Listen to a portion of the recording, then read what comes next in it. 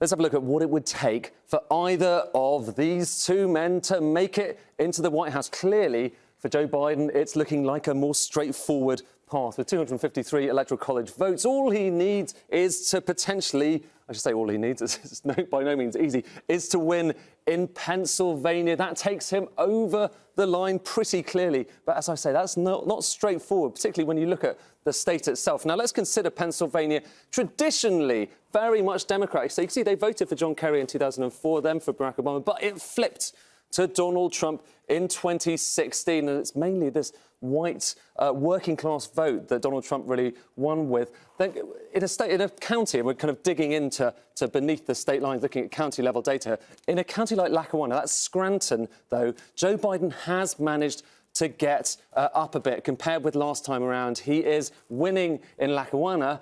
But here's the thing, he's not doing the same in every county in Pennsylvania. There are some, and this is Columbia, a county that was Donald Trump before. He's managed actually to maintain his lead in this more rural part of the state of Pennsylvania. And that's rather interesting because it suggests that there are some parts where his vote is holding up. But it's not all just about Pennsylvania. Clearly, Pennsylvania could well decide this. It's that state that we've been looking at for so long, that pivot state. But there are other routes that potentially Joe Biden could take. If he were able to win in Nevada and Arizona, you can see that also takes him up to 270.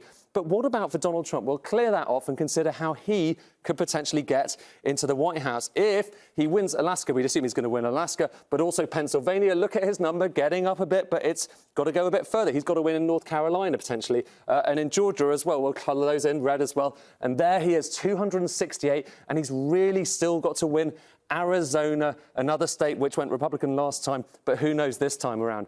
However, he'll certainly be happy that he got Florida. Do you remember that? Early on in the night, Florida went to Donald Trump. And it was a reminder, wasn't it, that all those polls saying that he wasn't going to win this time around, well, they were wrong. Look at what happened this time. This is showing you Republican support, the poll versus what actually happened. Look, he was better in Florida than the polls, better in Iowa than the polls, better in Minnesota than the polls suggested, better in Ohio as well, and better in Texas.